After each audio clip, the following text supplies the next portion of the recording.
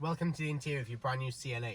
I'm going to show you parts of the car that you may have known about already and some you may not have known about, some secret bits.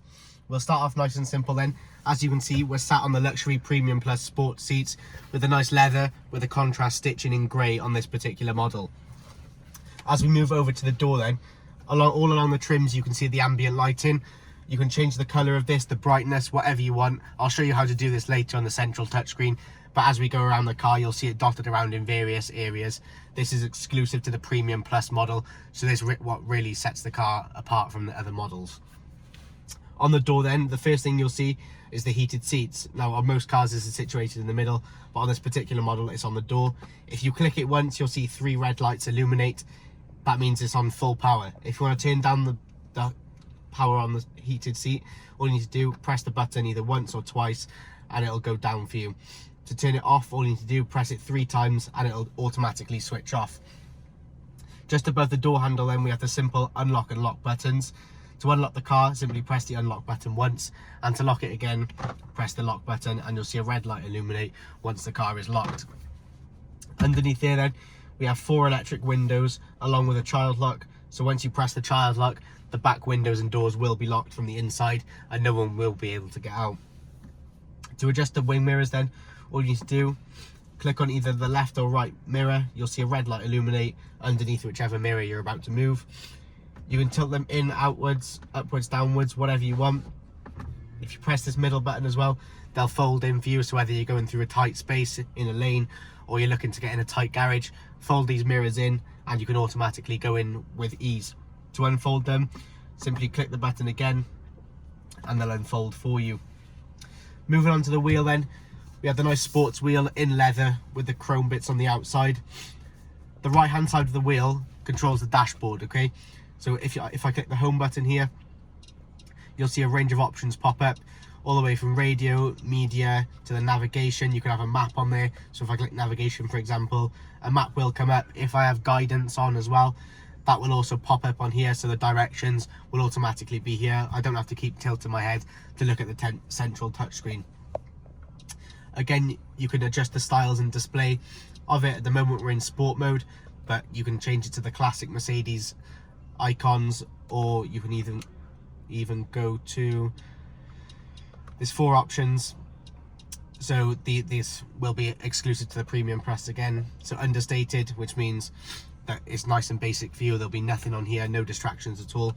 My favorite personally is the sport mode that we had on in the beginning. It gives you a nice sporty feel to what the CLA really is. The speed limiter is also on the right hand side of the wheel then. To set the speed limiter, push the right hand limit down twice and then push the middle icon up. You'll see the speedometer go up here to whether it be 60, 70, 50, whatever speed you want to set it to. Leave it there. Once you want to turn that off, all you need to do, press cancel. If you didn't mean to press cancel, you can always reset the most previous speed by clicking the cancel button up, and that will reset to where you just were. On the right hand side as well, we have the gear stick. All you need to do, press your foot down firmly on the brake to go into either drive, reverse or neutral. The parking brake is situated on the right, on the end of this knob here. So push the button in and you'll automatically be out of park, provided your foot is firmly on the brake. Moving on to the left hand side of the wheel then, this controls the central touchscreen. If I click home, we'll automatically go to the home. This little black icon here, if you swipe your finger left or right, up and down, it'll control the touchscreen there for you as well. We won't go into too much detail on this now, as we'll move on to that later once we reach that area. There is also a volume knob on here, so go push it up for more volume, down for less volume.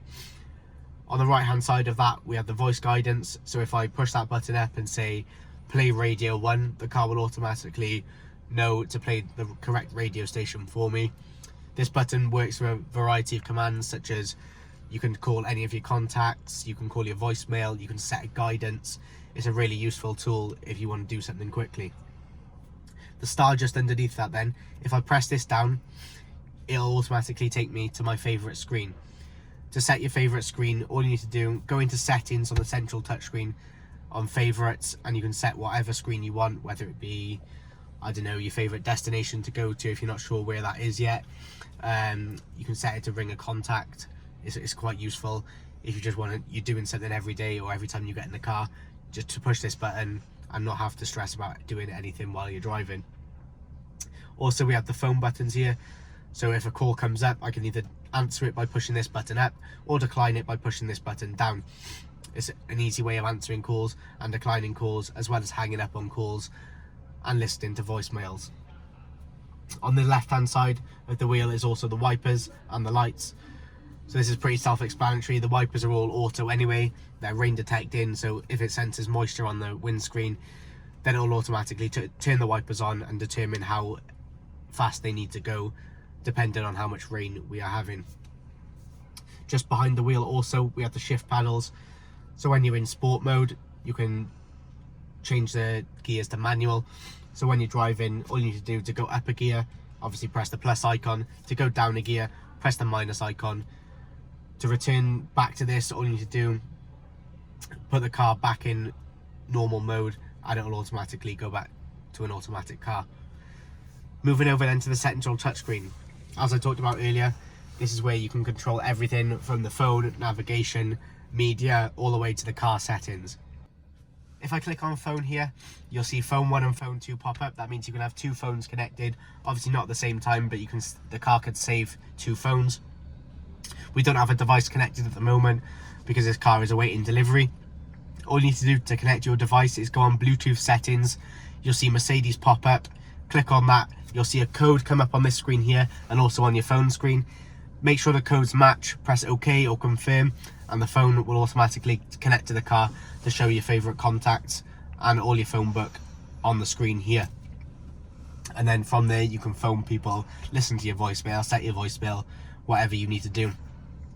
This touchscreen then can be controlled by touch here, so I can go phone 2, I can go back to the home, click on phone again, whatever.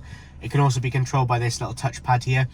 I can rest my wrist on the hand rest by here, swipe across, I can go back to the home, press the home button there, or it can be controlled by this little black button here on the steering wheel like I showed you earlier. So if I click, my favourite way of doing it is on here, as it's just easier to put my hand here and press and swipe wherever I want to go. If we go onto the navigation then, like the little map on here, this is an extended version of that. If I want to click a destination, a keypad will come up here. You can put in a city, postcode, address, whatever it may be, and it'll take you to the fastest route there. If I want to find certain places to go, such as, you know, parking, petrol stations, or the nearest restaurants, on the left hand side here we've got a list of, so for example, if I wanted to go parking, a list pops up here of the nearest parking spaces, and the same for restaurants, MOT garages, your nearest Mercedes, whatever you require, it's all there for you. Moving across then to the radio, it comes on automatically apparently once you click it on the radio. So if you turn the volume down, we have a wide variety of stations here. We've got FM, AM and DAB to choose from, so feel free to swipe through these, and you can also set your favourites. You can select up to 10 favourites on here, so you can click them at an ease of one press rather than scrolling through the list every time you get in the car. The media then, so the same thing as the phone earlier. We don't have a device connected at the moment, therefore when you do, you can stream all your favourite songs, artists, playlists, whatever it may be, from your chosen streaming network, whether it be Spotify, Amazon Music, Apple Music. These will all come up here, so obviously it's not letting us click on it now, but if I click this, a list will come up and you can choose at the ease of a button whatever you want to listen to. The car info then, this is where the fuel consumption, the engine temperatures and everything like that will come up. If I click the brake now, you'll see the percent that the brake is actually working. The same if I click on the gas once the car is on. This will all come up here. Consumption, so obviously we haven't moved the car much, so the average miles per gallon is 2 at the moment. But if you're on the motorway and you want to see how well the car is performing, simply click this button and it'll all show up there for you within the recent time scales. The ambient lighting then, so like I showed you earlier, all the ambient lighting around here can be controlled at the press of a button. If we go into the brightness first of all, the brightness can go all the way up from 100 all the way down to 0, which is pretty much invisible. We'll put it on 100 for now, so you can see the different colours. If we click on colour, if I change it to red first of all, so it's more noticeable, it'll slowly change for you red. And if we go to blue, just to show a bit of variety, it'll slowly change to blue there. These can also be multicoloured.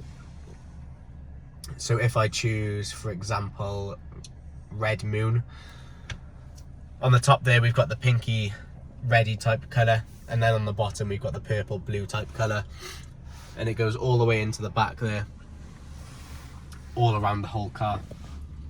So obviously we're in the daylight, not daylight, but we're under lights at the moment.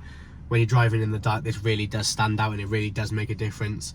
I've been driving past a few cars with this recently, and it really makes the car look an extra special on the road.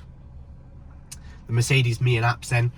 So if I click on this, you'll be able to download an app on your phone, which you can control the car when you're not even in the car. So if you're in your house one morning and it's a frosty morning, you can always turn, whether it be the heated seat on, the aircon on to make the car hot for you before you come in, or even if the windscreen is iced and you want to demist it before you get in the car, that'll all be on the Mercedes Me app on your smartphone. If we go into the car settings then, the ambient lighting, just like I showed you, is on there. The external light, so when I open the door, you can either have the option to shine a light down on the floor so you know where you're stepping out onto, or you can turn that off. It's no problem at all. If we go back up to the top, we got system settings. Feel free to play with these, make the car completely bespoke to you. Everyone's different, so everyone will like different things. Again, we've got the vehicle dynamic select. If I click on this, if I let me click on that, I can go individual configuration, so we can change the drive, so that's the steering, from whether it be sport, comfort, eco, whatever you want. You can change a variety of things to put it all in sport, whether you want some in sport mode, some in comfort mode, that's entirely up to you. You can change the car however you want to drive it. If we go back to the home then, if you click the home button twice, you'll see it'll automatically go on the navigation, and then you can swipe through whether it be you want the radio, the phone, the media, whatever it may be. If you click home twice, it'll always bring you back to this screen. Moving on down then, here we can see you have a cover, or if you open that, you have two cup holders and a storage space for your phone, along with a micro USB port and a 12-volt battery port there. As I talked about earlier, this touchscreen controls the central touchscreen, and alongside it are various buttons which I will talk to you about now. We'll start off simple. The volume button, again the same as the one on the steering wheel. If you want more volume, swipe up. If you want less volume, scroll down. If you want to mute it, press it in, and to unmute it, obviously press it in again. So we've got a few quick access ones here. If you want to get onto the navigation or map, I simply press that button there and it will automatically go onto there. If I want the radio, again click the one underneath it and it will automatically bring me to the radio or the media. Again, the same with telephone, click that and I'll go to the telephone. Obviously to return home, press the home button and it will automatically bring you back to this screen. The dynamic select. So if I click on dynamic select, at the moment we're in eco mode, just to save the environment and just to get less emissions out into the environment at the moment.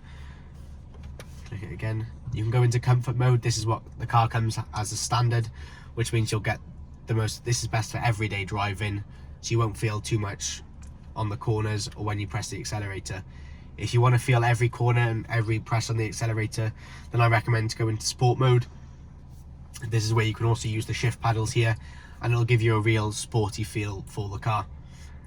The parking assist then, so if I press this, you can get the rear view camera on, the wide version or the narrow version. You can get parking sensors on the sides, front and back, the 360. So that's entirely up to you. If you're going into a parking space, click this button and it will automatically turn that on for you. Again, this is the quick access button, so I can turn the parking sensors on or off. I can turn the anti-tow on or off. We can turn the lane assist on or off. So the lane assist is where the car will aim to keep you sort of in line with your own lane. If you start veering over to the left or right, it'll automatically bring up a warning and turn the power steering on to get back into the lane. Again, we've got a favourites button here as well. So just like the start button on the wheel, we have a favorites button. So like I said earlier, you can set that to your favorite contact to call. You can set it to your favorite destination, whatever it may be. It can be completely designed up to you. Here we have another storage facility. So if I click this button, it'll open up. There's a deep storage facility, whether you want to put your wallet, phone, whatever you want in there. There's also another micro USB port in there, so you can deal with that whatever you please. Moving on up to the top then, we have the sunroof. So press this once and you'll uncover the blind. You can either have it as a glass sunroof itself, or if you wanted, you can open the sunroof again. If it's a hot day, you can open it all the way. And then that last bit of blind will cover the remaining glass. If you want to shut the sunroof, all you need to do, click it down once and the glass will come over.